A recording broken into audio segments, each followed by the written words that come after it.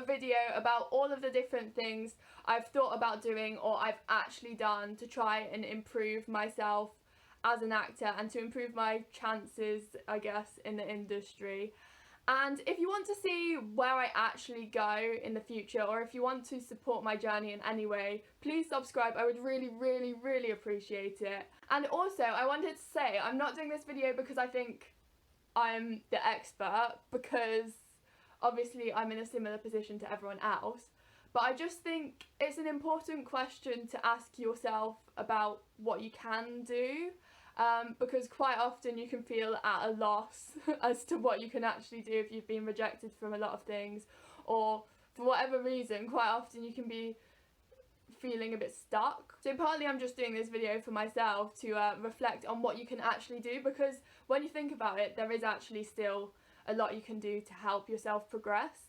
So the first, I won't spend too much time on because it's a bit basic, everyone knows these exist, but classes. I think it's important to train as much as you can, and also to not be afraid to leave classes if you don't feel like it's the right fit for you. But I think there are also a lot of free online workshops. I don't know if they do them as much anymore, but I also know, for example, Rose Bruford did workshops, like one-off workshops on Zoom. I did one on Meisner, and I think it's nice to train in a lot of different places and learn from a lot of different people, so you're not just learning one method from one person. And the second is open castings. Like, quite often there's not that many, like it's a bit of a quiet time of year at the moment, but apply for every single one you could potentially apply for, and most of them don't really go anywhere. For me especially, I think I don't have the right face for a lot of roles, but that's fine and it's good experience.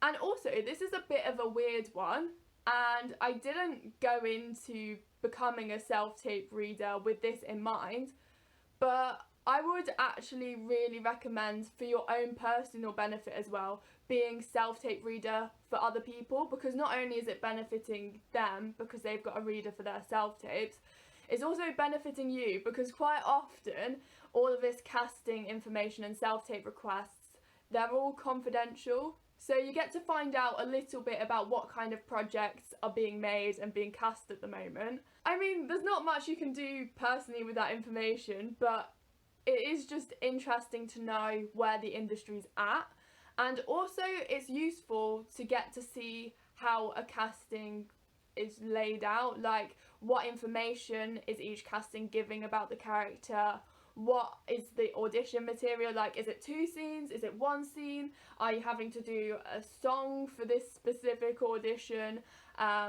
what's being asked. And I feel like once you get used to seeing these kind of self-tape requests, it can make it a lot less overwhelming once you get your self-tape requests through, because you've seen so many different variations of castings.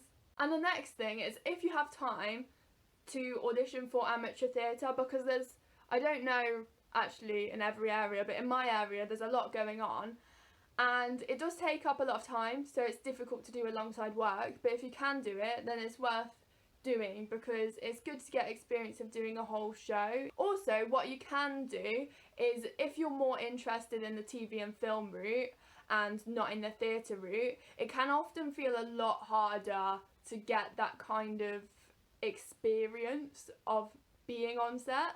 So what I would recommend is, I do actually have a video going into more detail on this, but I would recommend getting into extra work, SA work. I can leave that video in the description as well, promoting myself.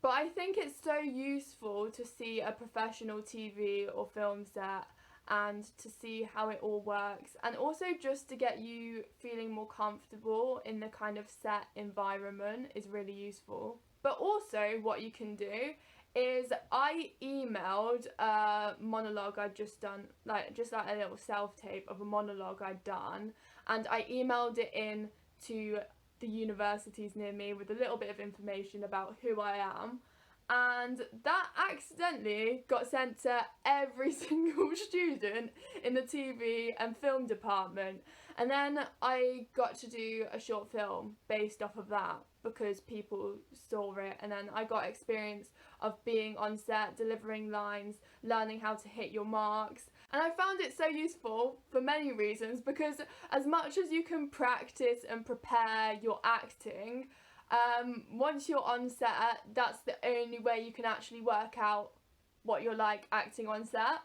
Like, you can learn a lot of the challenges that you might face. Like, for example, I had to put my earphones in a scene, and they're not my earphones, and you have to work on using props at the same time as focusing on trying to hit your mark, stand in the right place at the right angle, and still remember your lines and not freak yourself out in your head and convince yourself that you don't know the lines, because it is a lot to think about, and the only way that you can become better at it is by actually putting it into practice. So I would recommend trying to get involved in as many different short films and projects as possible. Also, if you're feeling stuck or if you're feeling demotivated about the industry, speaking to friends can be really helpful, or getting on a call with them and working through some monologues or working on the scene. Like, you don't even need classes for that, and you can always be acting, giving each other notes, helping each other, because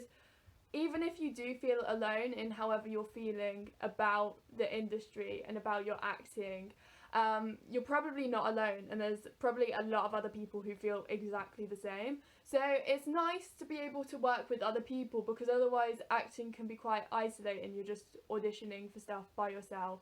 Also, the thing that everyone says is watch as much as you can. Like, if you have the opportunity to go to the theatre, go to the theatre. I work at a theatre, so sometimes I can get free tickets or discounted tickets, so that's also a good route to go down if you want to change your entire career and other jobs that you do. And watching TV and film is a really good way of seeing what you like, seeing what you don't like, seeing what you can take from other people's performances, and also watching actors' interviews and talk about their own process and how they got to where they got to is really helpful for finding places that you can train. If there's an actor that's come from your local area, finding out how they got to where they got to and what resources they used in your area. There's a lot of things you can do, but also, to conclude, I would say it is still very hard. It's a really, really hard industry, so don't compare yourself to anyone else. And if you feel like you're not making any progress at the moment, I think everyone goes through phases of feeling a little bit stuck and like they're not making as much progress as usual, and that's okay. So I'm not here to shame anyone, and I wish you all the best with whatever's going on. I feel like I might have missed stuff. If I've missed stuff out, I'll leave it in the comments or in the description. I obviously will have done, because this is not the complete list of everything you can do, but I hope it's been helpful in some ways. But thank you so much for watching, and hopefully I'll see you in another video. Thank you, bye!